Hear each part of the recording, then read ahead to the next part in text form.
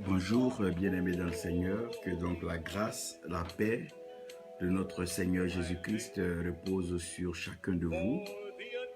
Je suis particulièrement heureux d'être avec vous en ce moment et apporter un enseignement, expliquer certaines choses qui sont fondamentales et qui doivent normalement nous aider dans notre vie chrétienne et qui doivent d'ailleurs définir notre travail et l'œuvre à laquelle nous avons été appelés. Tout en respectant le choix et l'adoption de notre Seigneur, le Seigneur est libre donc d'adopter qui il veut et de choisir qui il veut parce qu'il est Dieu.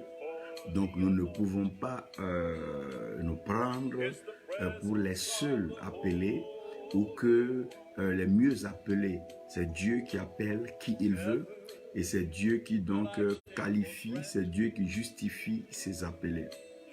Mais j'aimerais que, en tant que serviteur de Dieu, en tant qu'enfant de Dieu, en tant que chrétien, aujourd'hui tu écoutes ce message, demain certainement tu seras appelé à servir le Seigneur et tu auras donc cette mission de conduire les âmes, de conduire les enfants de Dieu à la destinée glorieuse que le Seigneur leur réserve. Sur terre, il est plus une question donc de connaissance. Donc le bonheur sur terre, la liberté sur terre est liée à la connaissance et à la connaissance de la vérité. Personne ne peut vivre épanoui et personne ne peut être heureux sur cette terre-là si il ne connaît pas la vérité.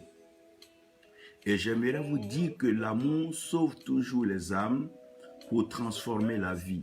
Donc la mission de l'amour, c'est de sauver les âmes pour transformer les vies. Donc sachez avec moi et retenez ceci. Le Seigneur ne vous sauve pas ou ne nous sauve pas pour nous livrer à nous-mêmes dans des lieux de danse, dans des lieux de cérémonie, dans des lieux de règles et de pratiques. Non, mais le Seigneur a un projet bien défini. Lorsqu'il nous appelle et qu'il nous fait sortir depuis donc le monde des ténèbres, depuis qu'il nous fait sortir de la servitude, depuis qu'il nous fait sortir des liens donc du péché, et quand il nous fait sortir donc de la mort qui était déjà une autre portion réservée, car le salaire du péché, c'est la mort, et que tous ont péché et que tous sont privés de la gloire de Dieu. Il est maintenant important de pouvoir savoir qu'il nous ramène maintenant donc à la lumière agréable, donc le royaume agréable, le royaume glorieux donc de son Père qui est notre Père. Donc quand nous envoyons dans ce royaume, il va continuer le travail au travers de l'édification, au travers de l'enseignement et au travers donc de certains tests, épreuves par lesquels nous allons parfaire notre vie et avoir une marche victorieuse jusqu'à son retour pour nous prendre et nous envoyer là où nous devons terminer notre course et notre marche qui est donc la vie éternelle en Jésus-Christ, notre Seigneur et notre Sauveur. Et le thème du message, donc de l'enseignement que je veux apporter aujourd'hui, je veux que cet enseignement puisse servir et que chacun comprenne qu'est-ce qui se fait, qu'est-ce qui doit être fait et qui fait quoi. De peur que, par manque de compréhension de la mission, plusieurs personnes se ruent sur une activité ou bien une fonction qui n'est pas la leur. Ça veut dire que c'est important encore pour nous tous de pouvoir suivre ce message et que nous puissions en bénéficier. Le thème du message, c'est « Afin que ton âme soit sauvée ». Nous bénissons avec nous donc le révérend pasteur, un papa, un père, qui a eu l'occasion de tenir la Bible depuis les années. Cet ordonné pasteur, ça se célèbre lorsque les personnes restent assez fidèles à Dieu sur une longue période. C'est la preuve que les nouvelles générations doivent pouvoir patienter et servir Dieu en tout sérieux et en toute simplicité et humilité. Au temps convenable, le Seigneur trouvera de pouvoir élever et donc couronner qui lui Dieu a bien voulu. Un ami d'enfance, un frère depuis le Congo, Vanier et Donald, que Dieu te bénisse et que la grâce du Seigneur repose sur toi, que sa paix soit avec toi. Continue de persévérer dans ta foi et certainement tu auras des témoignages bons, merveilleux et glorieux à annoncer à quiconque doutait donc de la bonté de Dieu. Reine Zadé, que Dieu te bénisse, que la grâce du Seigneur repose sur toi et que sa paix soit avec toi, que toute la famille Zadé soit donc visitée et bénie par notre Seigneur Jésus-Christ.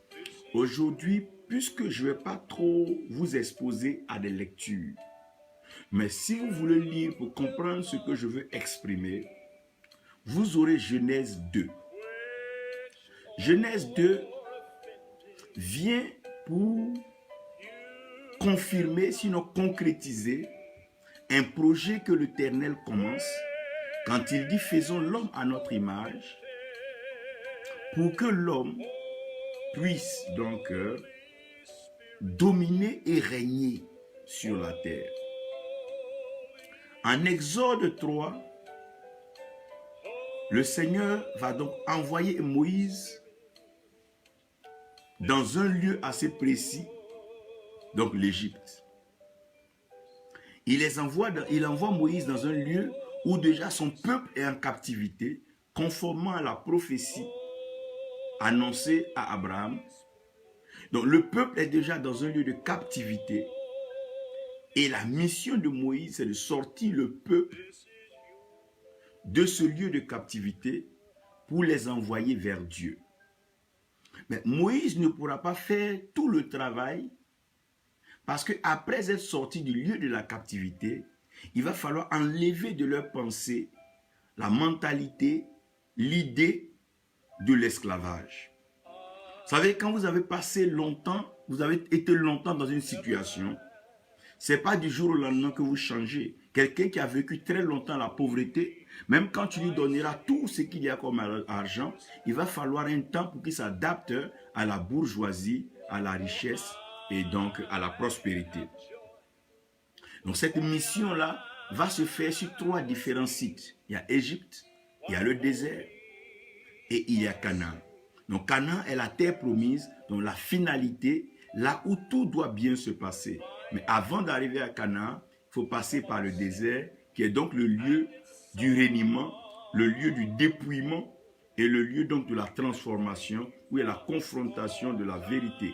Et nous arrivons maintenant à nous rendre compte que ce que nous pensions en Égypte, nous devons enlever cela et inscrire en nous une autre pensée. Jean 3, le Seigneur est en train d'expliquer son plan.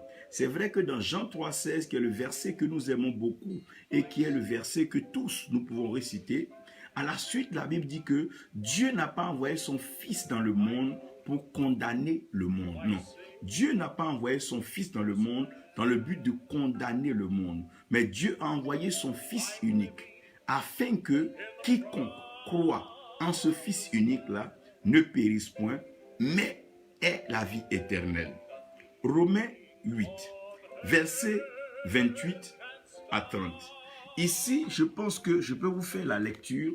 C'est un texte que j'aime particulièrement. Et j'ai dit, Seigneur, toutefois que je prêcherai ou que j'enseignerai, je serai très heureux de parler de cette portion de l'Écriture. Dans Romains 8, nous sommes au verset 28. La Bible dit pour commencer que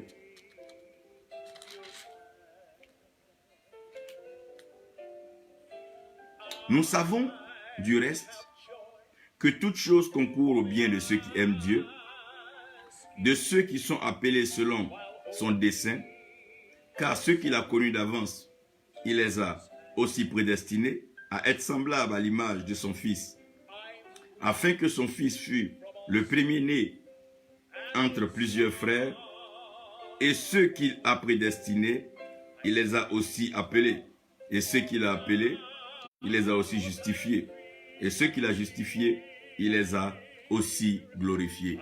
Parole de l'Éternel. Père notre Dieu, tu as l'autorité spirituelle suprême, tu règnes dans le ciel et sur la terre, tu accomplis tes œuvres. Viens maintenant par ta parole, inspire-nous, fais-nous du bien, bénis-nous, ouvre notre intelligence, ouvre notre entendement, afin que nous comprenions ta parole, comme toi, Dieu, tu veux, et que nous puissions agir conformément à ta parole, au nom de Jésus. Amen. Je voulais, avant de vous emmener donc vers l'âme, vous expliquer que Dieu n'a pas créé le ciel d'un hasard ou par hasard, non. Et Dieu ne crée pas l'homme par hasard non plus, non. Même la création, ce n'est pas un hasard. Dieu se définit, Dieu s'exprime et Dieu vit dans le ciel. Donc, pour mieux comprendre cela, j'aimerais vous parler donc du mystère de la plénitude de la divinité. Le mystère de la plénitude de la divinité. Qu'est-ce que nous appelons mystère de la plénitude de la divinité? J'aimerais que vous compreniez par là que toute chose se trouve en Dieu, toute chose se fait par Dieu et toute chose dépend de Dieu. Et Dieu est parole et tout ce qui a été créé et rien de ce qui a été fait n'a été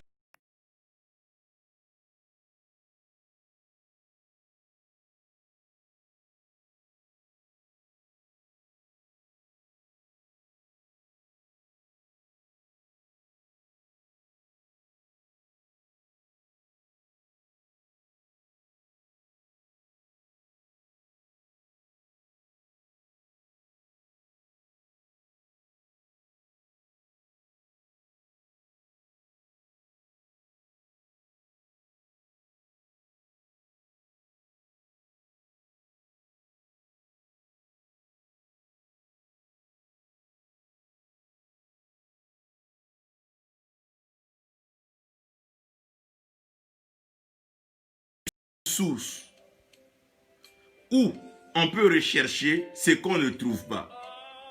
Si je cherche la santé, que je ne trouve pas la santé, où je peux trouver la santé? On doit avoir une source de santé. Si je cherche la joie, que je ne vois pas la joie, où je trouve la joie, il doit avoir une source de joie. Je cherche des frères vrais, des amis avec qui marcher. Si je ne trouve pas, il faut que je parte à la source. C'est en cela que Dieu se présente comme étant le Père. Et la notion de Père veut dire source de provision. Donc, puisque Dieu est Père, il est donc la source de toute provision. Ce dont nous avons eu besoin hier, aujourd'hui, et ce dont nous aurons besoin demain, se trouve dans les mains de Dieu. Parce que Dieu est donc la source de provision en tant que Père. Ceci ferme la voie à quiconque essaie donc d'aller consulter d'autres esprits et d'autres formules pour avoir accès à une provision. Non, le pain est entre les mains de Dieu, l'eau entre les mains de Dieu, source de vie entre les mains de Dieu, souffle de vie entre les mains de Dieu, le bien-être entre les mains de Dieu. Donc Dieu en tant que Père, sa mission c'est de pouvoir.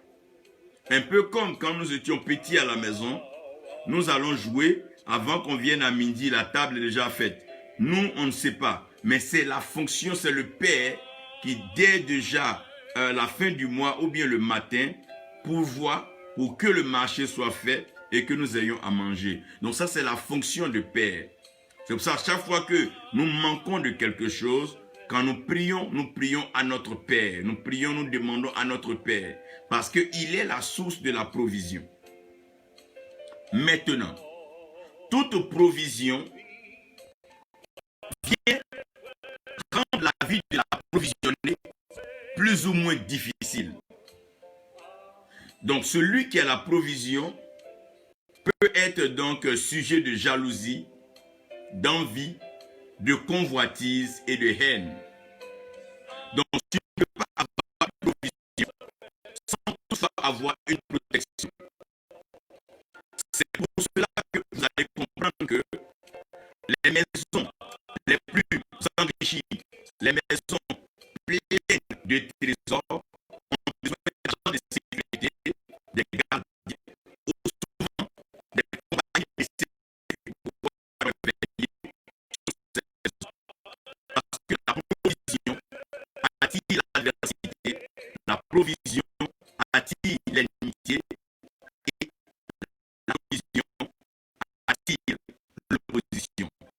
C'est quand tu as la provision que tu vas voir les hypocrites, tu vas voir les menteurs, et tu vas voir les tricheurs, les saboteurs.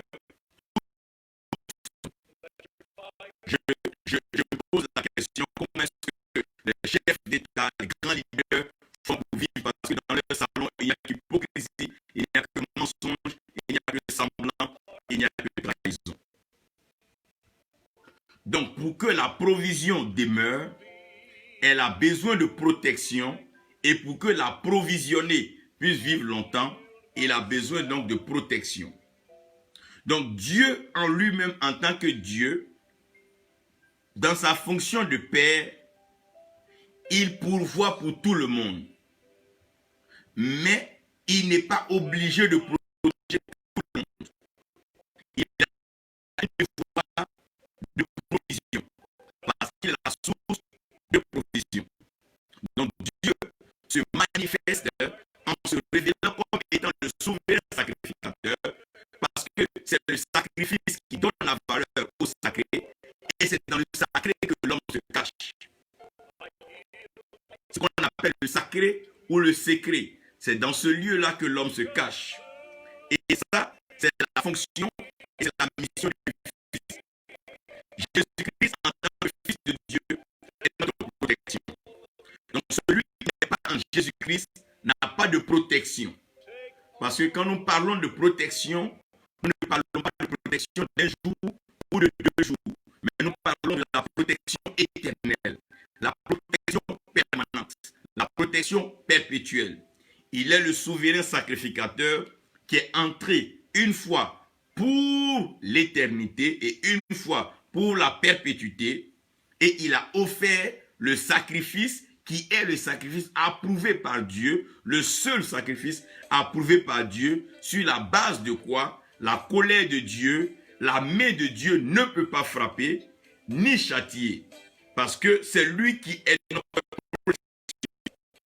Dans Jésus-Christ, nous avons notre protection. C'est pour ça que Paul dit que rien ne peut nous séparer, rien ne peut nous enlever, rien ne peut nous détruire de la protection de Jésus-Christ qui est placée sur notre vie. Ce n'est ni la mort, ce n'est ni les persécutions, ce n'est pas l'avenir, ce n'est ni les hauteurs, ni les profondeurs, ce ne sont pas les principautés, non. Parce que la protection dans le sang de Jésus-Christ est une protection permanente. L'ange de la mort ne peut rien contre cela. La pauvreté ne peut rien contre cela. La malédiction ne peut rien contre cela. Parce que quand tu es en Christ, tu deviens une nouvelle créature. Les choses anciennes passent, les liens ancestraux, tout cela n'existe plus. Tu deviens donc fils de Dieu. Et tu dépends du royaume des cieux. Donc, c'est le royaume de Dieu qui gouverne tes pas. La seule chose qui peut là être handicap, c'est le manque de connaissance et d'application des principes du royaume. Donc, le Fils Jésus-Christ, il joue donc le rôle du protecteur. Donc, tout enfant qui veut être protégé, toute personne qui veut être protégée, qu'elle vienne à Jésus-Christ. Parce que tu ne peux pas te cacher.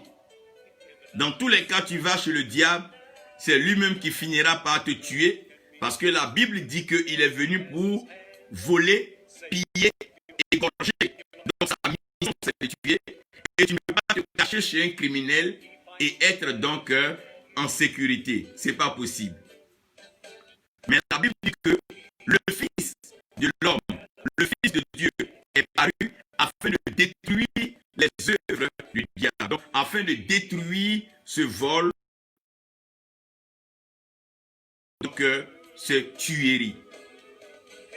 Maintenant, quand tu es protégé, tu vis.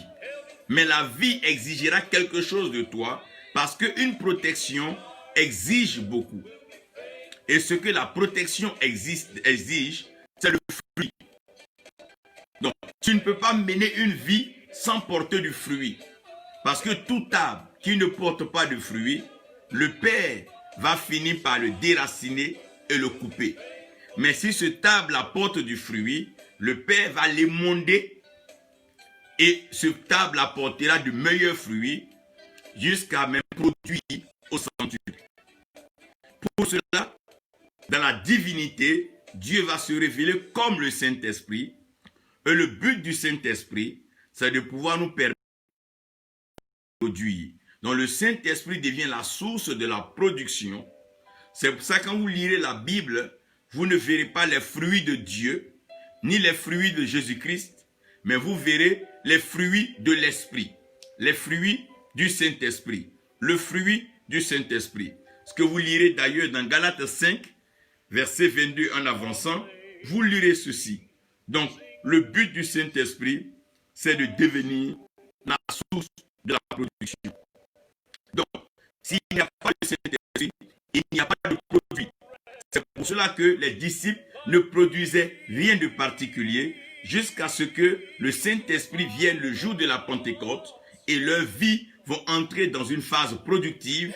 On parle de Pierre qui prêche ce jour de la Pentecôte et de 3000 âmes qui parviennent donc au salut. On parlera après donc des actes des apôtres et la continuité donc par la mission de Paul en tant que missionnaire dans les contrées et bien sûr à Rome. Ça, c'est la source de la production qui est du Saint-Esprit. Maintenant, la mission de la plénitude, c'est ce qu'on appelle la complémentarité. Ce qui fait que l'Afrique est très fragile, c'est que l'Afrique produit beaucoup, mais l'Afrique n'arrive pas à transformer. Parce que la transformation est tout simplement la synchronisation des différentes unités de production dans le but de pouvoir. C'est pour ça qu'on voit plusieurs étapes. Il y a une étape où peut-être on broie simplement. Il y a une autre étape où on filtre, une autre étape où on produit. Donc la transformation est toute une étape. Donc Dieu, lui seul en tant que Père, n'assure pas la transformation. C'est pour ça que ton Père ne peut pas t'enseigner tout de la vie. À un certain moment, il t'envoie à l'école et l'école, après, t'envoie dans la vie. Donc, il y a des choses que tu apprends avec ton Père, il y a des choses que tu apprends à l'école, il y a des choses que tu apprends.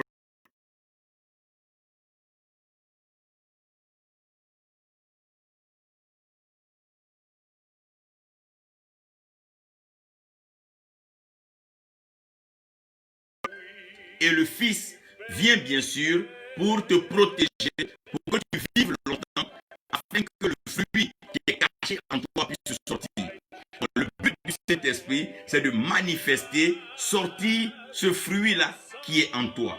Donc les trois maintenant mis ensemble, Père, Fils et Saint-Esprit, donc Dieu, Jésus-Christ et le Saint-Esprit, les trois vont te transformer. Ils vont te transformer en tenant compte de ton passé, de ton présent et de ton avenir. Donc, ils vont travailler sur les trois saisons, sinon les trois temps de ta vie. Ton passé, ton présent et ton avenir. Qu'est-ce que nous appelons transformation? Nous appelons transformation un produit aujourd'hui qui est de loin différent de ce qui était hier. Donc, toi qui étais pécheur hier, toi qui étais menteur hier, toi qui étais voleur hier, toi qui étais ivrogne, livré à la perdition hier, aujourd'hui tu es un produit fini. on te voit, on sent que le Saint-Esprit est passé par là. Quand on te voit, on sait que le sang de Jésus est passé par là. Quand on te voit, on sait que la main de Dieu s'est posée sur quelqu'un. Donc, dans le processus de la transformation, c'est Dieu qui a la mission de pouvoir te prendre. Ça, Jésus-Christ dit, personne ne vient à moi s'il n'est attiré donc par le Père. Donc, Dieu, lui, va te chercher. Puisque la main de Dieu n'est pas limitée et rien n'est possible à Dieu, Dieu va rentrer donc dans la cage du diable. Même quand le diable vole, ce qu'il n'oublie pas, et ce qu'il ne doit pas oublier, c'est que Dieu connaît de la terre. Personne ne peut cacher quelque chose à l'Éternel sur cette terre. Donc même si le diable va te cacher dans la mort, Dieu peut aller te chercher par la résurrection. Si le diable va te cacher dans la prison, Dieu peut aller te chercher par la délivrance et la liberté. Dieu peut aller te chercher partout, mon frère. Il n'y a pas un lieu où Dieu peut pas te chercher parce que sa main est puissante et rien ne peut résister à la main de Dieu. Maintenant, quand Dieu va te chercher là-bas, ça veut dire que la transformation a commencé. Quand il va te chercher là-bas, il t'envoie à Jésus-Christ. Donc ce Jésus-Christ que tu vois, voici quelqu'un qui va t'enseigner le sacrifice. Et le sacrifice implique le sacré. Et dans le sacré, tu vas apprendre donc la discipline, la réserve, l'isolation et la consécration. Donc certaines choses que tu faisais hier, tu ne pourras plus faire parce que tu es dans une autre école, l'école de la consécration, l'école de la soumission et l'école de l'obéissance à la voix de Dieu. En ce moment-là, en Christ, il y a un principe qui va t'être donné qu'on appelle la foi. Et comme sans la foi, tu ne seras pas agréable à Dieu, tu ne vas plus écouter les hommes, tu ne vas plus écouter la radio, la télévision pour agir.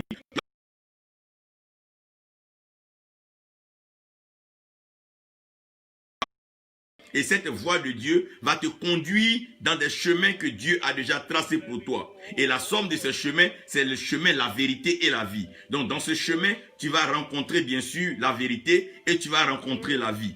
Et dans ce chemin, la vérité va commencer à te transformer. Parce que quand tu vas connaître la vérité va t'affranchir. Donc c'est la vérité qui va faire le travail dans ton âme. C'est la vérité qui va faire le travail en toi pour que tu commences à comprendre que ce que tu faisais hier, tu ne le faisais pas ignorance ou sous l'emprise d'une puissance satanique diabolique qui ne te permettait pas de voir mieux ce que la vie était.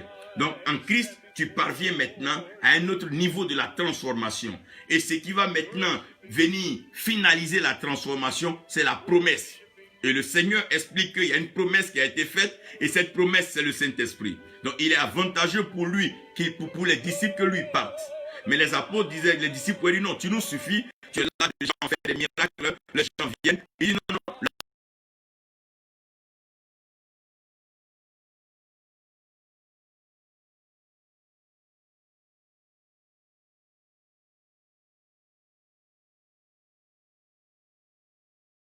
Le langage, vous inspirez la communication spirituelle, parce qu'il arrivera des moments, vous ne saurez pas comment prier et pourquoi prier. Vous ne savez pas comment vous adresser à Dieu, parce que Dieu n'est pas sensationnel, qu'on peut sentir donc avec nos émotions. Mais le Saint-Esprit, au-dedans de vous, va soupirer après Dieu. Donc c'est le Saint-Esprit qui va vous engager dans la communication et dans la victoire. Parce que cet esprit-là est Dieu et cet esprit est avec Dieu. Et cet esprit a toujours été là depuis la création. Il est mieux placé pour vous conduire. Il est invisible, personne ne peut l'attraper, personne ne peut lui exiger de payer des impôts parce qu'il est vent. Et personne ne peut attraper le vent, donc il est avantageux pour vous que vous passez par la transformation. Donc, la différence entre l'Afrique et l'Europe, c'est que l'Afrique produit beaucoup, mais l'Afrique ne transforme pas.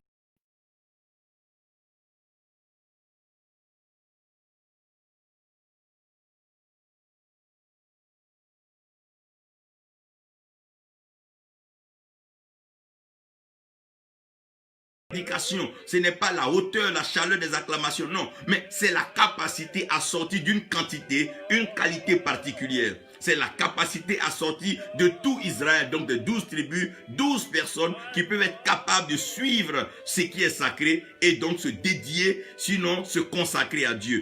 C'est ça, nous sommes à un niveau de qualité. La qualité a plus de valeur que la quantité. La quantité est une charge, la quantité est un fardeau, la quantité elle est lourde. Pour transporter la quantité, on se fatigue. Mais la qualité, frère, la qualité, quand tu la transportes, malgré son poids, tu es heureux parce que ça a de la valeur. Il n'y a rien de tel. Quand tu as Il n'y a rien de plus gênant quand tu as une grosse tête, mais elle est vide, frère. C'est merveilleux quand tu as une grosse tête, mais elle est pleine de connaissances, elle est pleine de révélations, elle est pleine donc d'inventions et de bonnes choses. Alors tu es fier de transporter cela. Dieu veut nous envoyer à la dimension, donc au niveau de la transformation. C'est la mission de la divinité. Donc ce que Dieu a commencé en nous, il a achevé au nom de Jésus-Christ. C'est la mission de notre Père Céleste de nous transformer. Donc pendant que la transformation va se passer, Dieu va demander aux êtres célestes de pouvoir entrer dans le processus de la transformation. Je vous envoie maintenant sur le mystère des anges et le service céleste. Le mystère des anges et le service céleste. J'aimerais que vous compreniez quelque chose quand nous parlons du ciel. Quand nous parlons du ciel, ne croyez pas que Jésus est au ciel et est en train de travailler. Non. Ne croyez pas qu'il est en train de travailler. Le ciel est donc un lieu de règne. Quand on parle de règne, ça veut dire que tu es dans une position où tu ne fais que donner des instructions, des ordres. La fonction qu'il peut occuper là-bas, c'est la fonction d'avocat, c'est la fonction de défenseur. Il défend la cause de chacun de nous. Mais il ne combat plus là-bas, il défend. Parce que la Bible dit que Dieu demande à son Seigneur, à son Fils, de s'asseoir à sa droite, jusqu'à ce que lui, Dieu, ait mis tous les ennemis de Jésus-Christ sous ses pieds. Donc ce n'est pas Jésus-Christ maintenant qui met les ennemis sous ses pieds, mais c'est la mission de Dieu de mettre donc les ennemis de Jésus-Christ sous ses pieds. Et comment Dieu le fait? Dieu le fait avec donc les êtres célestes, sinon le mystère angélique. C'est les anges qui travaillent au ciel. C'est les anges qui sont au service de Dieu et c'est les anges qui accomplissent donc la mission que Dieu veut. Donc si Dieu veut faire quelque chose sur la terre, c'est les anges. Si Dieu veut faire quelque chose au ciel, c'est toujours les anges. Donc les anges sont au service de Dieu. Puisque l'homme qui est l'image et la ressemblance de Dieu n'avait pas encore été créé, donc c'est les anges qui ont toujours été au service de Dieu. Je ne parlerai pas donc des 24 vieillards, des 4 êtres vivants, j'entrerai pas donc dans ce corps céleste-là. Je veux plutôt rester dans le mystère des anges et vous expliquer les anges et le service céleste. Donc, de la même façon que la divinité est représentée par la Trinité, cette Trinité va mettre à son service donc 3 familles d'anges. Donc, les 3 familles d'anges auront donc pour but de servir le ciel et servir la terre selon le bon vouloir et bien sûr la mission que Dieu veut. Donc, dans le ciel, vous allez voir qu'il y a 3 familles d'anges. Il y a une première famille d'anges qui sera donc chargée de la louange et de la culture. Ces anges-là, quand on parle de louange, on parle de culture, on parle alors de lumière, éclairage et tout et tout. Donc, toutefois qu'il y a une cérémonie, parce que le ciel, n'oubliez pas, le ciel a une tradition. Partout où il y a un royaume, il y a une tradition, il y a une culture, il y a des louanges, il y a des cérémonies. Donc ce n'est pas au roi d'organiser la cérémonie. Non, vous vous rappelez que c'est un roi qui organisait une fête, il envoyait ses serviteurs à l'inviter. C'est le même principe. Donc pendant que Dieu est au ciel et que Dieu règne et que Christ est assis à sa droite, il y a toujours les anges qui travaillent. Et l'ange de lumière, donc qui transporte la lumière, quand on parle de la lumière, on parle de tout ce qui égaye, tout ce qui apporte la joie, tout ce qui fait donc danser et célébrer. Et cet ange-là, lui, il s'appelle Lucifer. Lucifer est le responsable de cette famille. Donc tout ce qui est lié à louange, culture, tradition, tout ce qui est lié à lumière, ça c'est Lucifer qui fait cela. Et il avait pour mission particulière de mettre le sceau à tout ce que Dieu avait créé. Parce que c'est la lumière qui scelle. Une fois que quelque chose est créé dans le noir, c'est à partir de la lumière qu'on peut savoir exactement ce que c'est et dire on appelle ceci, cela. Donc voilà la mission de Lucifer. Maintenant, après Lucifer, il y a une autre famille d'anges. Cette famille-là, c'est la famille de la communication, comme on peut appeler donc le ministère de la communication et donc du message et le ministère de la communication et des messages. Donc, quand Dieu veut communiquer, quand Dieu veut parler, il y a des porte-paroles, il y a des messagers qui sont chargés de la communication. C'est eux qui vont communiquer toutefois que Dieu veut faire quelque chose. Et cette famille-là, elle est gérée par Gabriel. Donc ce Gabriel-là, si Dieu veut parler à quelqu'un sur la terre, c'est Gabriel qui vient. Si Dieu veut s'adresser et dire à quelqu'un que je te bénis, Gabriel, sa fonction, c'est de venir apporter le message de l'Éternel à cette personne. Vous allez comprendre mieux quand Genèse, lorsque Abraham était sous sa tente et qu'il a vu 3 personnes, donc les 3 anges. En général, quand il y a une mission assez sérieuse, c'est les 3 qui arrivent. Et vous allez comprendre qu'après, c'est 2 qui vont rester. C'est une suite de ce message que vous allez pouvoir mieux apprécier. Donc, vous allez voir que Gabriel s'occupe purement de la communication. Tout ce qui est message, tout ce qui peut être transmis comme message de la part de Dieu, c'est Gabriel qui assure cela. Maintenant, il y a ce qu'on appelle la sécurité et la défense. Donc, la sécurité et la défense, ceux-là, leur rôle, c'est de défendre, c'est de sécuriser, c'est de préserver. Vous voyez que nous retournons encore dans la même partie, la provision, la protection et la production. Donc, ceux qui vont protéger maintenant, ceux qui vont assurer la sécurité de tout ce qui est dans le ciel et qui vont veiller à ce que l'ordre règne dans le ciel, ils n'accepteront pas de désordre dans le ciel. Ces anges-là, c'est ce qu'on appelle la défense et la sécurité. Et ça, c'est géré bien sûr par Michael. Et vous comprenez avec moi ici tout de suite déjà que quand vous prenez ces 3 familles d'anges, vous allez voir que Gabriel, ça finit par EL. Michael, ça finit par EL. Mais vous allez voir que Lucifer ne finit pas par EL, mais ça finit par ER. Vous allez comprendre pourquoi. Parce que le EL, c'est un diminutif, c'est un nom de Dieu. Quand on dit El Elyon, El Shaddai, El Ohim, El Olam, le El, c'est un nom de Dieu. Quand on dit Eli, Eli, ça c'est Dieu. Donc, vous allez voir que quand on parle de Gabriel, il dit qu'il est lui, celui qui se tient dans la présence de Dieu, et c'est lui qui est mieux placé pour adresser le message, la vérité qui vient de la part de Dieu. Donc, Lucifer n'est pas messager, Lucifer n'annonce pas de message, sa mission n'est pas de venir annoncer un message. Donc, celui à qui Lucifer a annoncé un message, qui sache que ce n'est pas sa fonction d'annoncer un message, c'est tout simplement une violation du protocole et une violation de ce qu'on appelle l'établi ou l'institution céleste. Quand vous prenez Michael aussi, Michael finit par EL. Donc le EL, c'est bien sûr le diminutif ou le nom de Dieu. Mais Lucifer, lui seul, il ne finira pas par EL. Et après, vous allez comprendre qu'à la suite, il va vouloir donc avoir ce EL, mais en prenant la position de Dieu. Donc, quand Lucifer va vouloir prendre la position de Dieu, l'histoire, vous la connaissez, la Bible dit qu'il y a eu combat, il y a eu même bataille dans le ciel, mais la Bible précise bien que c'est Michael, l'archange Michel, et bien sûr, c'est sa troupe qui a combattu. Ce n'est pas, Gabriel n'a pas combattu, c'est l'archange Michel qui a combattu. Après, vous allez voir dans le livre de Jude que le corps de Moïse, quand il sera en contestation, c'est toujours l'archange Michel qui sera en train de contester. Bon, c'est à lui que Lucifer, donc Satan sera en train de contester le corps. Parce que Gabriel, il est purement chargé, il est purement là pour le message. Il ne se bat pas, il ne se débat pas, il ne fait pas parler avec quelqu'un, mais il est concentré sur le message. Maintenant, qu'est-ce que nous appelons le corps céleste? Le corps céleste, c'est la constitution, c'est la cohésion, la synchronisation de la mission de tous ces anges. Donc, normalement, ces anges-là ne devaient pas se combattre, ces anges ne devaient pas se jalouser, ces anges devaient travailler ensemble. Il y a un problème que nous avons. Nous avons plusieurs cerveaux, nous avons des hommes de différentes grâces. Mais au lieu de mettre leurs grâces ensemble, au lieu de synchroniser, au lieu de fédérer leurs grâces pour pouvoir avancer, ils ne font que s'emmerder.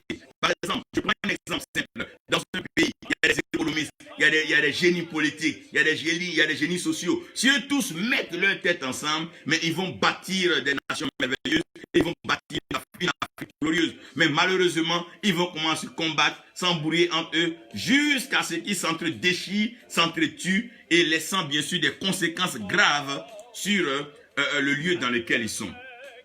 Donc, le corps céleste, c'est cette harmonie, cette synchronisation, cette symbiose angélique. Vous voyez un peu quand Daniel a prié et que Gabriel venait avec la réponse, quand le prince de Perse s'est opposé et qu'il a résisté, Gabriel ne s'est pas battu, mais c'est l'archange Michel qui est venu maintenant détendre l'atmosphère et libérer l'espace pour que Gabriel vienne avec son message. C'est ça l'harmonie, c'est ça le corps céleste. Le but du corps céleste, comme le corps du Christ, c'est que nous soyons collaborateurs, que nous synchronisons, que nous travaillons en cohésion, en parfaite cohésion, que nous intégrons nos différentes grâces, nos différentes faveurs. Chacun a été oint par Dieu pour accomplir une œuvre. Nous devons mettre tout ça ensemble pour pouvoir donc dérouter le diable et accomplir le plan merveilleux que le Seigneur a pour nous. Ça, c'est ce que nous appelons le corps céleste. Le corps céleste, c'est tout le travail orchestré, organisé dans le ciel. Donc, quand les anges sont en train de travailler dans le ciel, en symbiose et en harmonie, on voit pleinement et on voit correctement Dieu en train de créer l'homme. Donc, quand Dieu va créer l'homme, je viens maintenant au mystère de l'homme, Dieu va tenir compte aussi de ce corps céleste. Puisque la Bible dit tel qu'il y a un corps terrestre, il y a aussi un corps céleste. Là, nous sommes en train de parler comme Paul quand nous arrivons dans Romains, et quand nous arrivons dans 1 Corinthiens 15. Regardez ici et vous comprenez mieux. Le mystère de l'homme et la vie. Donc Dieu, dans la plénitude de la divinité, Dieu s'est présenté comme étant Père, Fils et Saint-Esprit. Donc cette trinité-là, Dieu l'a gardée pour pouvoir donc embellir le ciel, ce que nous avons appelé le corps céleste. Et nous avons vu 3 familles d'anges. Des 3 familles d'anges, je voulais vous expliquer une chose. Puisque Lucifer, il était chargé des cultes, des louanges, donc de la tradition du ciel, quand il vient sur la terre, il va continuer sa mission. C'est lui qui va commencer à provoquer les louanges, les cultes, les adorations dans tous les peuples de la terre. Donc tout peuple qui a un fétiche aura sa louange, aura son adoration, aura son culte, ils vont allumer des bougies, c'est comme ça, c'est la fonction qu'il avait au ciel, et quand il descend sur terre, il ne fait plus ça pour Dieu, mais il fait ça maintenant pour lui-même. Il est lui-même, il s'emploie lui-même. Et puisqu'il vient le faire pour lui, le nom de Lucifer ne sera plus le nom qu'il va porter, on l'appellera Satan, pour dire celui qui s'oppose donc à Dieu. Donc, quand vous voyez un peuple qui est animiste, l'animisme c'est Satan. Il amène les gens à jurer sur des trucs sacrés et il organise ça. Il a ses sacrificateurs, il a ses prêtres qui font un peu leur rituel. C'est un peu comme ça. Mais ce qu'il n'a pas, c'est qu'il y a encore 2 familles d'anges qui sont restés. Ce qu'on appelle les 2 tiers. Donc, quand Dieu va créer l'homme, la Bible dit dans Genèse que et l'Éternel Dieu prit donc l'homme, prit la poussière de la terre, et quand Dieu souffle dans la poussière de la terre, la Bible dit que l'homme devient une âme vivante. Donc le devenir, le constat, le produit, c'est l'âme. Mais bien que l'homme soit identifiable par son âme, j'aimerais vous rappeler que l'homme est fait d'esprit, âme et chair. C'est tout ça là qui constitue le corps. Donc, l'esprit en l'homme a la fonction du prophète. Donc, l'esprit de l'homme est le messager et l'esprit de l'homme est le récepteur du message qui vient de la part de Dieu. L'esprit de Dieu rend que nous sommes enfants de Dieu. Donc quand Dieu envoie un message, notre âme n'entend pas le message de Dieu. Notre chair n'entend pas le message de Dieu, mais c'est notre esprit qui entend le message de Dieu. Donc toutefois que Dieu veut nous parler, Dieu nous parle à partir de notre esprit. Parce que notre esprit est capté sur la fréquence divine. Donc, ce n'est pas la radio qui te donne l'information, mais c'est la fréquence sur laquelle tu es qui te donne l'information. Donc, tu peux avoir une radio allumée et ne pas avoir l'information parce que tu n'es pas sur la bonne fréquence. Donc, ce n'est pas la marque de la radio qui importe, mais c'est la fréquence sur laquelle l'onde, sur laquelle tu es capté. Donc, l'esprit de l'homme est permanemment en contact avec l'esprit de Dieu et cette mission-là, elle est gérée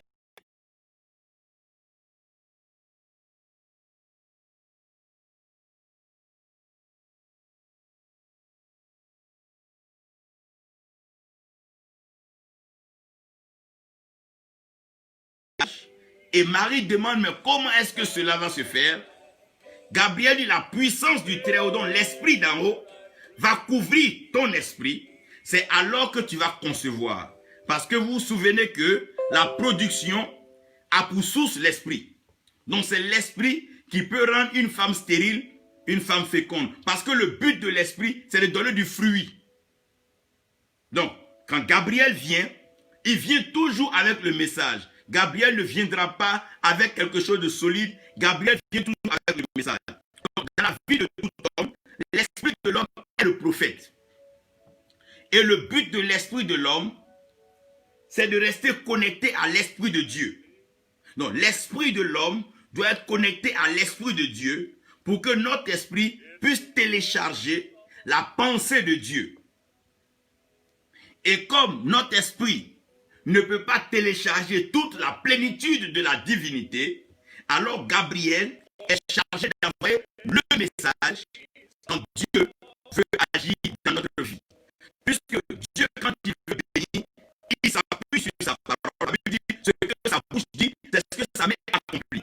Donc quand Dieu veut accomplir un projet dans ta vie, avant que le projet n'arrive, il envoie Gabriel. C'est en cela que la Bible aussi dit que Dieu ne fait rien sans avoir révélé le secret à ses serviteurs, les prophètes.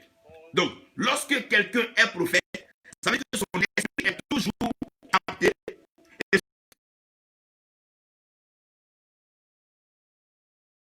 son esprit à Dieu. Les choses que Dieu est sur le point de faire vont surprendre le prophète parce que le prophète ne saura pas. Mais le but de Dieu, c'est que le prophète soit toujours connecté à lui, Dieu, pour que tout ce que Dieu veut faire sur la terre, il puisse révéler le secret à ses serviteurs, les prophètes. Donc, si l'esprit de Noé n'était pas connecté à l'esprit de Dieu, Noé n'allait pas entendre qu'il fallait construire l'arche et les dimensions et les respecter. C'est parce que l'esprit de Moïse était connecté à l'esprit de Dieu que Moïse pouvait entendre quand Dieu a dit « tends le baston vers la mer Rouge ». Parce qu'il n'a pas parlé comme ça devant tout le monde. Mais c'est sur une fréquence. Et cette fréquence est une fréquence particulière, est une fréquence sacrée. Maintenant, après l'esprit, il y a en tout homme ce que nous appelons l'âme. L'âme, c'est l'âme qui encaisse. C'est l'âme qui sent les douleurs. C'est l'âme qui souffre.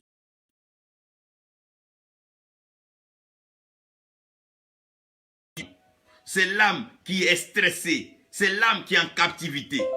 Donc l'âme maintenant vient jouer le rôle du sacrificateur. Alors que le sacrificateur, il est permanemment en train de travailler avec le sang. Parce que quand tu es sacrificateur, c'est comme quand tu es un boucher. Tu ne peux rien faire sans le sang et tu fais tout dans le sang. Donc Jésus-Christ maintenant qui est le Fils, qui est le sacrificateur et qui est lui-même le sacrifice. Parce que quand tu es sacrificateur, il faut savoir que toi-même tu es un sacrifice aussi. La Bible nous invite à présenter nos vies comme étant donc des sacrifices agréables à Dieu.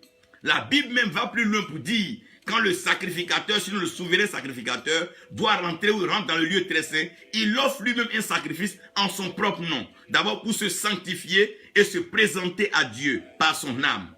Parce que l'âme qui n'est pas donc dans la sacrificature ne peut pas rentrer dans le lieu très saint, parce que c'est le lieu de l'esprit. Donc pour que l'âme puisse entrer dans ce lieu très saint sans mourir, l'âme doit avoir la tache et la marque du sang. C'est pour ça que c'est par la marque du sang que nous avons accès donc au sein des saints. C'est la même chose. Donc notre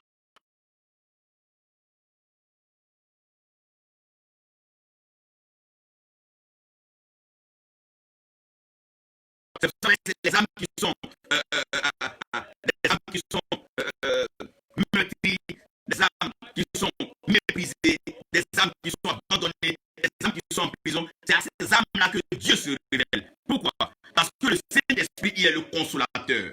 On ne console pas quelqu'un qui est en train de danser. On ne console pas quelqu'un qui est en train de fêter. On ne console pas quelqu'un qui est en train de célébrer. On ne console pas quelqu'un qui est en train de jubiler. On ne console pas quelqu'un qui est en train de faire des projets. On ne console que l'âme affligée. On ne console que celui qui est en train de pleurer. On ne console que celui qui est dans le deuil, celui qui est dans la perte, l'égarement, et celui qui est donc en train de perdre espoir. On ne console que celui-ci.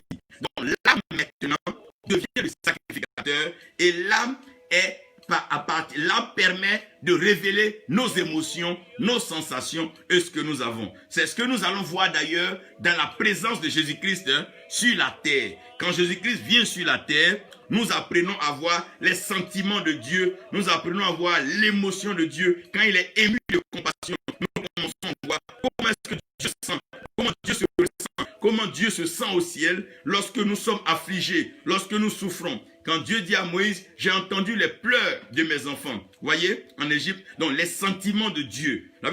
Car en lui, car en Jésus-Christ, habite corporellement toute la plénitude de la divinité. Donc ça veut dire que le divin, le Dieu, Père, Fils, Saint-Esprit, tout ça se regroupe en lui. Donc par moment, il peut manifester donc l'émotion.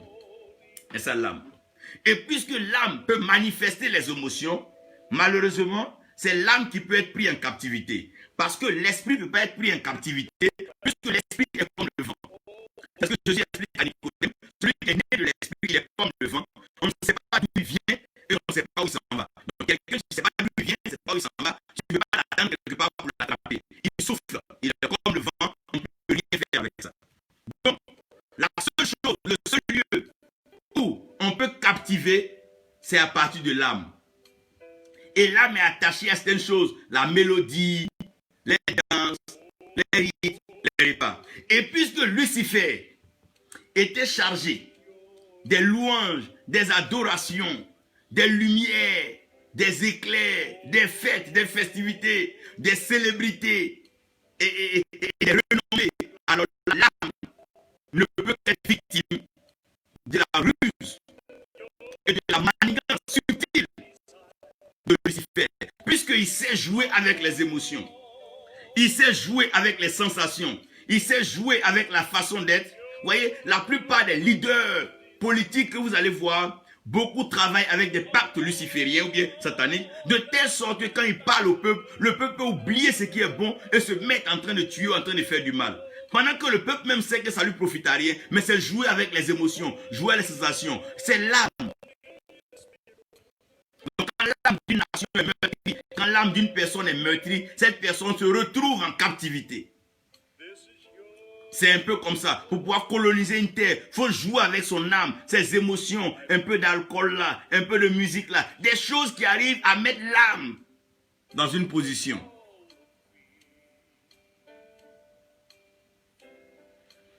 Et après la chair. La chair, elle a besoin d'être protégée. Si vous écoutez-moi bien, s'il y a quelque chose que Dieu protège plus en l'homme, je vais vous dire aujourd'hui, c'est le corps connu comme la chair. Parce que le jour que cette chair tombe, l'esprit, on parlera plus l'homme. Donc l'homme est l'homme parce que la chair est là. Donc, bien que les désirs de la chair soient contraires à ceux de l'esprit, mais s'il n'y a pas de chair, l'homme ne vit pas. Parce que c'est la chair qui donne un droit légal à un esprit de vivre sur la terre. C'est aussi pour ça, vous voyez, dans le psaume, la Bible dit que Dieu enverra ses anges pour prendre soin de nous, de peur que notre pied se heurte à une pierre ou à un caillou. Quand on parle du pied, on parle de la chair. On parle du corps. Lorsque Moïse meurt, allons-y maintenant, regardez là dans Jude. La Bible dit que quand l'archange Michel et Satan discutaient le corps de Moïse, ce n'était pas l'âme de Moïse, ce n'était pas l'esprit de Moïse. Donc ce que nous devons préserver, c'est notre chair, notre corps. Donc un homme qui s'amuse avec sa chair, son corps, sera détruit. Ne savez-vous pas que votre corps, donc votre chair, est le temple du Saint-Esprit? Et celui qui détruit cela, Dieu le détruira aussi. Parce que le corps, la chair, c'est comme la terre dans laquelle on met la graine pour que la graine pousse. Mais si tu enlèves la terre ou tu détruis la terre, mais la graine pousse où? Donc l'âme, pour pouvoir mûrir, pour que l'âme puisse grandir, l'âme a besoin d'un support, donc qu'on appelle la chair. Qu'est-ce qui se passe réellement? Je vous explique. Puisque Dieu, il est Dieu et il est esprit, et que le Saint-Esprit est esprit, vous allez voir, Dieu existe au ciel comme nous sommes dans la chair sur la terre. La différence, c'est que Dieu est spirituel et céleste, et nous sommes charnels et terrestres. Donc, façon ton corps se promène comme ça, là. Quand on va aller au ciel, on va le voir comme il est. C'est ce que vous allez comprendre dans un chacun de l'avance. C'est pas qu'on va voir un enfant.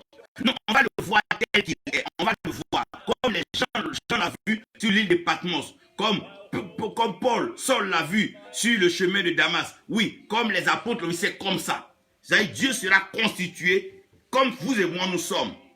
Mais ce n'est pas ce corps charnel. Ce n'est pas ce corps mortel. Donc, le rôle de Dieu en tant que Père, c'est d'envoyer les anges. Donc, Michel-Ange,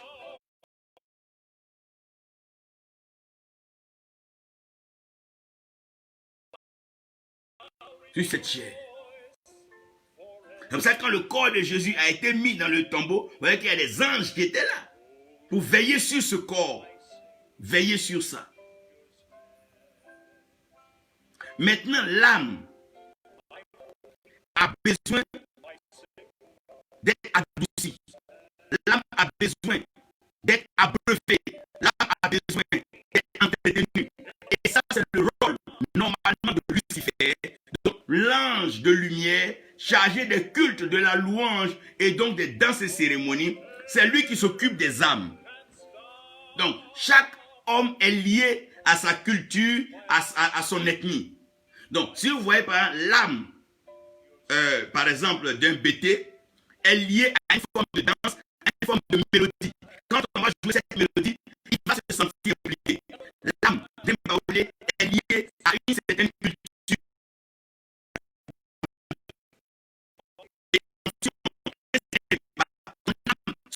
Et son âme se réanime encore parce que c'est lié à votre âme. Et votre âme est liée à votre sang.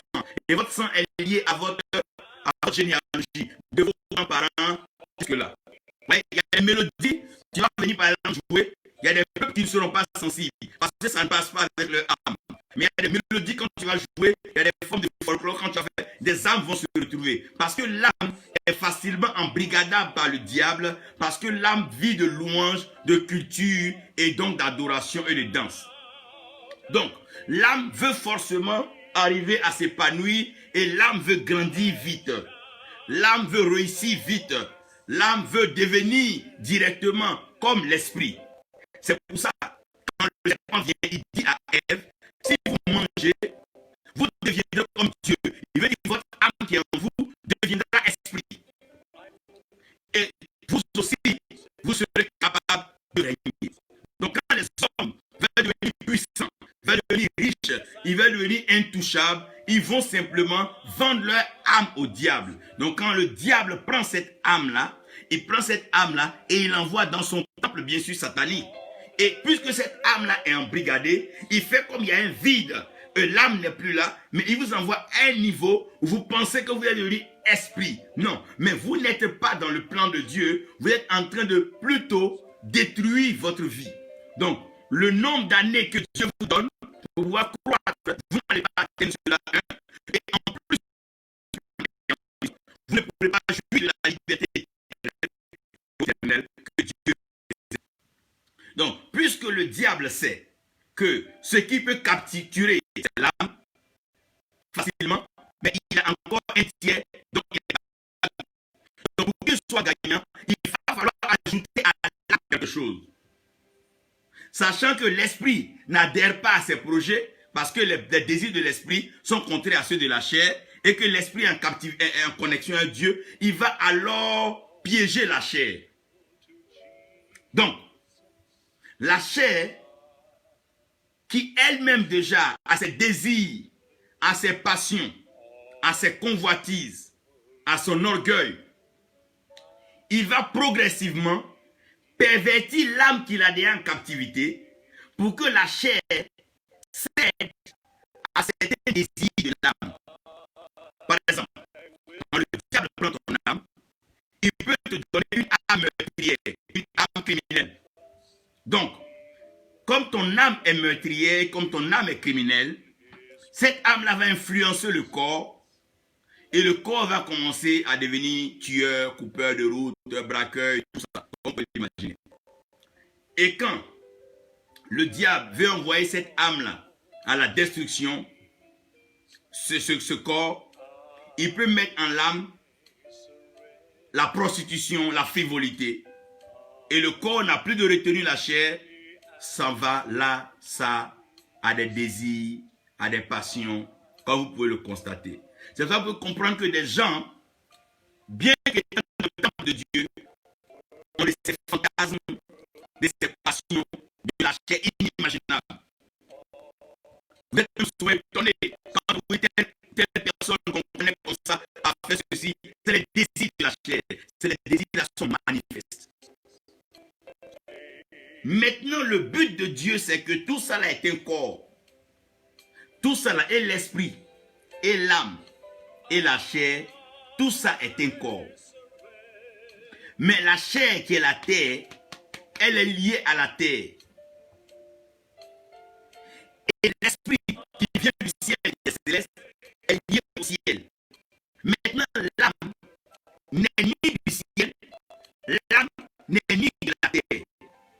Mais l'âme doit être cultivée pour être élevée.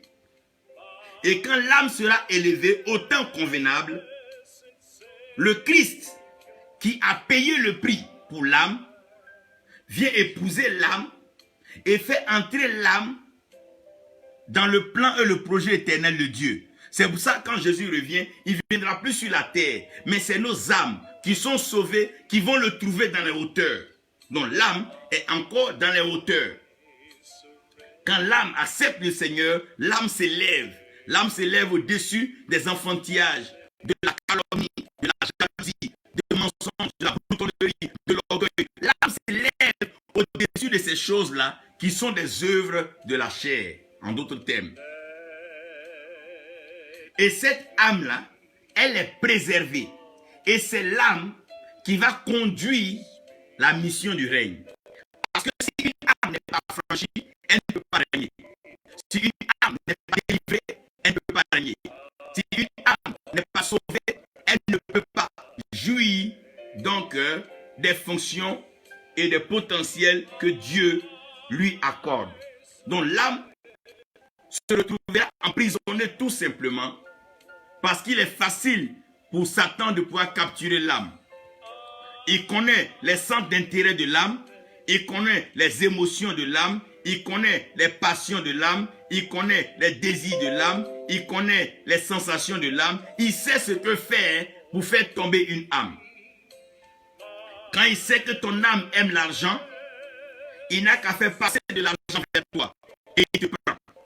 S'il sait que ton âme aime l'orgueil, il essaie de te donner un grand titre et quand tu vas commencer à donc élever tes épaules, il te prend. S'il sait que tu aimes le pouvoir, il va te faire acclamer par des gens, te mettre là. Il sait que quand il va te mettre là, il peut te détruire. Plus que tu aimes le pouvoir, tu pourras tuer pour le pouvoir, tu pourras blasphémer pour le pouvoir, tu pourras vendre des vies pour le pouvoir. Donc quand le diable sait ce que ton âme aime, il te propose cela. Parce qu'on ne te propose pas ce que tu n'aimes pas. On te propose ce que tu aimes. Donc quand déjà le serpent arrive qui propose le fruit à Ève, déjà vous voyez que Ève n'a même pas discuté. Elle a dit le fruit même est déjà bon, il est agréable pour ouvrir les yeux. Donc certainement que Ève fantasmait déjà ou bien regardait chaque fois le fruit. Sinon elle n'allait même pas tourner ses yeux vers là-bas. Donc l'âme est en captivité.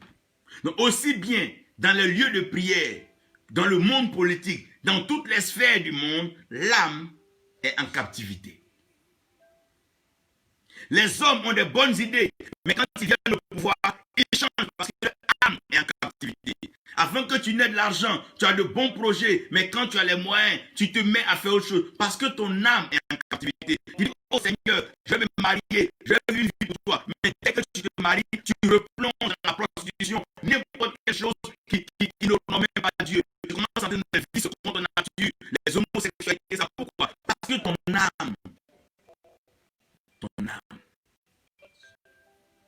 Et je vous dis une chose, l'âme a plus de problèmes, plus tu entres dans la richesse et plus tu entres dans la grandeur. Parce que l'âme maintenant n'a pas trop de freins.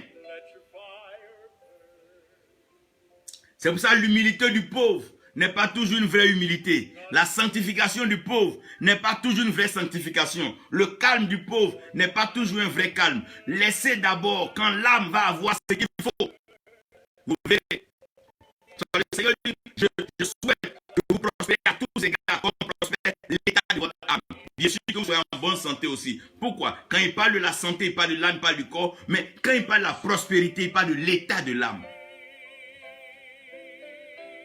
Aujourd'hui, ce que vous devez constater, plusieurs âmes sont en captivité. C'est pour ça qu'il dit dans Luc 19, car le Fils de l'homme est venu chercher et sauver ce qui était perdu. Vous êtes même étonné, en plein culte, pendant que le pasteur est en train de prêcher, il y a des gens dans leur esprit, quelque chose, soit une affaire, un business, un deal, quelque chose comme ça. Parce que l'âme est en captivité. Et quand l'âme est en captivité, tu ne peux pas avoir la joie, tu ne peux pas avoir la paix. Tu es toujours tourmenté de nuit comme de jour, des rêves, des cauchemars, des histoires bizarres. Pour être célèbre, les artistes vendent leurs âmes. Dans le monde du sport, les gens vendent leur âme. Dans le monde politique, les gens vendent leur âme. Dans tous les domaines, les gens vendent leur âme. Et dommage et triste de constater qu'à cause de la puissance, à cause du pouvoir, à cause de la renommée et de se remplir des grands temples, se fait beaucoup d'argent. Plusieurs de ceux qui ont attrapé la Bible, malheureusement, ont vendu leur âme. Et aujourd'hui, on est étonné de voir le monde aller de mal en pire. Mais si les âmes sont en captivité, si les âmes sont en prison, si les âmes sont envoûtées et que les âmes sont déjà vendues, qu'est-ce qu'on peut espérer? Qu'est-ce qui peut pousser un homme à aller dans un laboratoire, fabriquer l'humanité? Qu'est-ce qui peut pousser un homme à entrer dans un laboratoire, fabriquer des bombes atomistiques? Comment quelqu'un peut fabriquer des bombes atomiques et des armes bactériologiques, fabriquer des armes à feu, des grenades, pour faire quoi? Même pas pour tuer des animaux, mais pour tuer des hommes. L'âme est malade. L'âme est malade. Oui, afin que ton âme soit sauvée, oh mon Dieu. Afin que l'âme de nos nations soit sauvée. Afin que l'âme du monde soit sauvée. Afin que l'âme de l'Afrique soit sauvée. Afin que l'âme des fils soit sauvée. Afin que l'âme des pères soit sauvée. Afin que l'âme soit sauvée. Afin que l'âme retrouve sa liberté. Afin que l'âme jouisse du bonheur que Dieu a déjà placé sur la terre. Afin que l'âme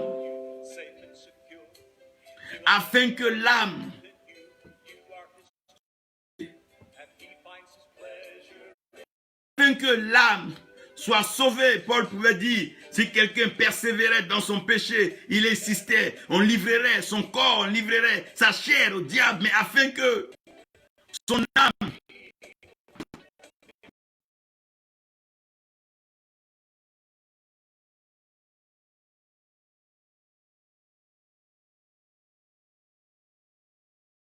tout ce que nous postons dans les réseaux sociaux, les livres que nous écrivons, les vidéos, les CD, si tout ce que nous faisons ne touche pas d'âme et que ça ne sauve pas d'âme, frère, nous ne faisons rien. Parce que le Fils de l'homme est venu chercher Dieu. Et regardez bien, quand Dieu parle au travers d'Ézéchiel, il lui dit, ce n'est pas l'esprit qui meurt, ce n'est pas le corps, ce n'est pas la chair qui meurt. Il dit, c'est l'âme qui pêche, c'est l'âme qui mourra. C'est l'âme qui pêche, c'est l'âme qui mourra. N'oubliez pas que l'âme vit dans le sang. Oh mon Dieu, et c'est dans l'âme que vous allez comprendre quand on parle d'amour. Parce que l'âme, quand l'âme s'attache à quelque chose, c'est que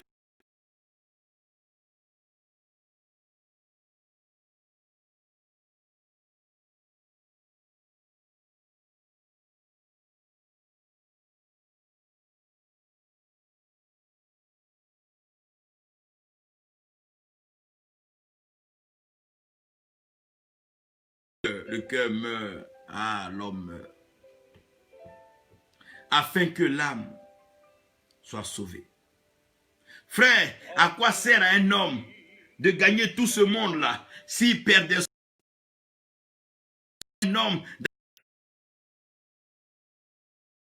ce monde? À quoi sert à un homme de prendre des photos avec les plus grands de ce monde s'il perdait son âme? À quoi sert à un homme, oh mon de contempler toutes ces richesses que le diable lui montre s'il perdait son âme, afin que l'âme soit sauvée.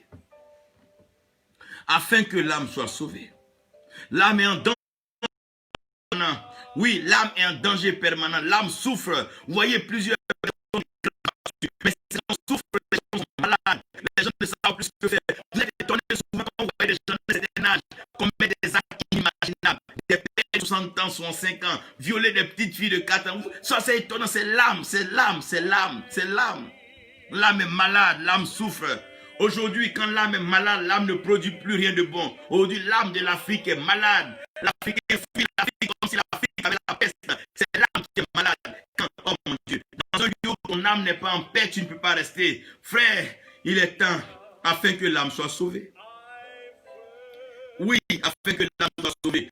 Non seulement l'âme est dans des difficultés par les manques et les problèmes, les soucis de ce monde, mais le diable le fait attaquer, assaillir l'âme, ça et là, par la tentation, les épreuves, en train de proposer ça, prestige, luxe, proposer ça, pouvoir, proposer richesse, proposer bien-être. Et l'âme est persécutée dans les grandes villes, dans les petites villes, dans les villages, dans les campements, comme dans les hameaux. L'âme est persécutée comme nos mères et nos grandes-mères ont été persécutées dans les villages par la sorcellerie. L'âme est persécutée tout simplement pour manger quelques morceaux de viande et boire un peu de sang la nuit. L'âme est persécutée. Qui sauvera notre âme? Qui sauvera l'âme de l'Afrique? Qui sauvera l'âme du monde? Comment on peut concevoir que des personnes d'un certain âge ayant subi une certaine éducation puissent permettre de tuer un être humain?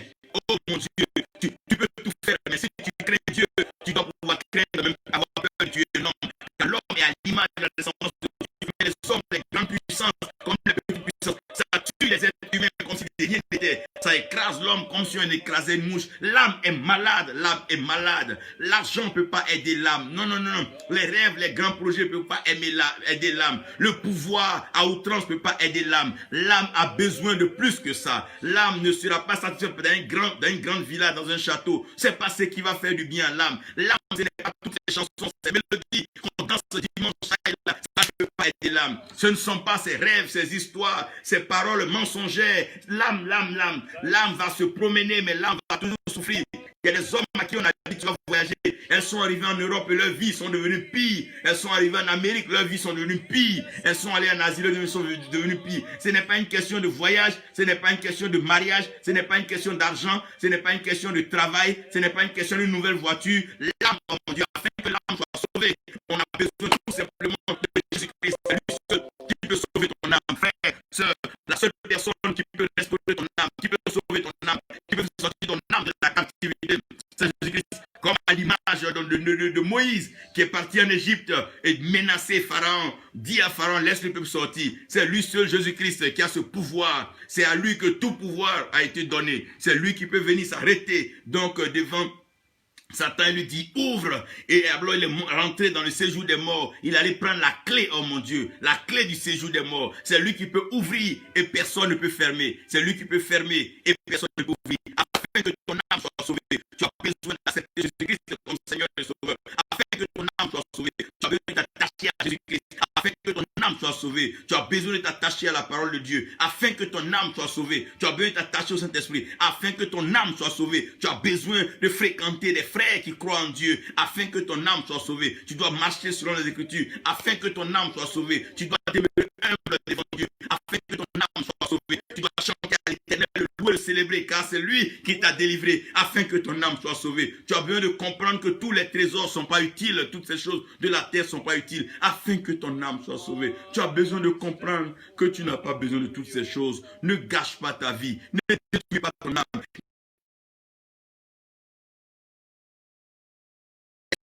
Sur la terre, d'ici peu nous serons partis. Paul dit en un clin d'œil, tout peut finir aujourd'hui, mais il faut que ton âme soit sauvée, mon frère. Il faut que ton âme soit sauvée, ma soeur, afin que ton âme soit sauvée. Les hommes t'envient, les hommes t'acclament, mais ton âme est en captivité. Afin que ton âme soit sauvée, c'est là, afin que ton âme soit sauvée. Pourquoi? Parce que l'âme ne peut pas éviter le piège de Lucifer. Il est habitué à tenir l'âme par la musique. Voyez aujourd'hui, le showbiz, tout ce que le monde sait faire, c'est contrôler des hommes, mais nous avons besoin que nos âmes soient sauvées. Nous avons plusieurs cultures, plusieurs traditions, plusieurs rites et rituels en Afrique. Et pourtant, l'Afrique est dans un malheur, dans une pauvreté, dans une misère. Quand tu regardes sur le continent africain, ça se plaint à gauche, ça se plaint à droite, devant comme derrière. Tout le monde cherche à fuir. Pourquoi? Parce que l'âme du continent est malade. L'âme du continent est malade et cette maladie a affecté les leaders qui sont encore plus malades et leur maladie est en train d'assujettir le peuple dans la pauvreté, dans la prison, de la misère. Pourquoi? Parce que l'âme souffre. Mais nous avons besoin de Jésus-Christ, lui seul. On ne veut pas des anges. Non, non, non. Non, non. On ne veut pas des promesses. Non, non, non, non. On ne veut pas des paroles pour la famille. Non, non, on ne veut pas ça. On veut que notre âme soit sauvée. On veut que notre âme soit traitée. On veut que notre âme soit renouvelée. On veut que notre âme soit régénérée. On veut que notre âme soit libérée et que notre âme respire. Nous voulons nous réjouir du bonheur que le Seigneur a placé devant nous. Mon frère, ma soeur, le but de tout ce que nous faisons, ce n'est pas de faire acclamer les gens. Ce n'est pas de faire crier les gens prêchent, non. Mais c'est afin que l'âme soit sauvée. Afin que mon âme soit sauvée. Afin que mon âme soit sauvée. Afin que nos âmes soient sauvées. Afin que l'âme de notre continent et l'âme de nos pays soient sauvées. Il est temps que nous appliquions le sang de Jésus dans nos nations, dans nos vies, afin que nos âmes soient sauvées. Que ton âme soit sauvée. Père, merci, car tu es Dieu. Je sais qu'aujourd'hui, tu nous aideras à comprendre la famille